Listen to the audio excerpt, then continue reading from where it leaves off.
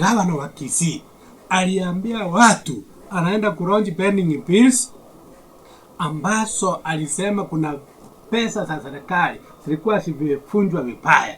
Watu walikuwa wana expect kuona list ya watu ambao walilipwa hewa ambao hawakufanya kazi. Tukaongojea tuone hawa contractors, wanabiashara ambao walikuwa wamelipwa hewa hawakufanya kazi. Tukaongojea the whole day, hatukuona hiyo list.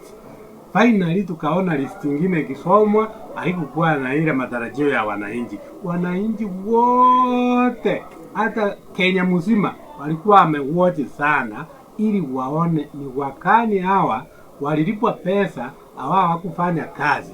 Hatukuona hiyo list, hatukuona hata mmoja. So namuomba Bwana Arati, gavana, unajua wananchi walikuchagua, wako na matarajio, wanatarajia kwa hii siku ambazo umekuwa province, wanataka kuona maendeleo. Umefanya nini? Unaweza simama saa hii uambie wananchi, mimi wakati nilichaguliwa tangu 2022 mwezi wa 8 up to March 2023 nimetengeneza barabara kilomita 200, nimeleta maji pale fulani, nimeleta pasali, nimefanya hii na hii na hii. Hayo ndio matarajio ya wananchi wa Kisii County, na tunakuomba uende uachane na mambo mengi ya vita kupigana. Hii mambo ya vipindi uachane nayo, usingatie mambo ya leadership, uingie katika ofisi, upange kazi. Tuko na procurement plan, implement hiyo plan, uanze kudevelop Kisii County.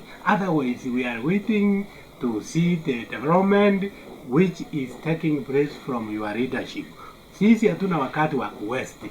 Sisi kama developers, we are waiting to see what you have done. We want our county Kisii to be number 1 when we are going to compare to other counties development, so that in development tukue number 1 or number 2, lakini tusikue watu wa mwisho kabisa, kwa sababu Kisii tuko na revenue ya kutosha.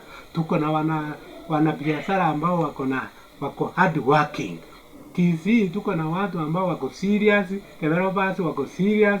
Unajua Kisii ni county moja ambayo katika Kenya inaheshimiwa kwa sababu tuko na amani.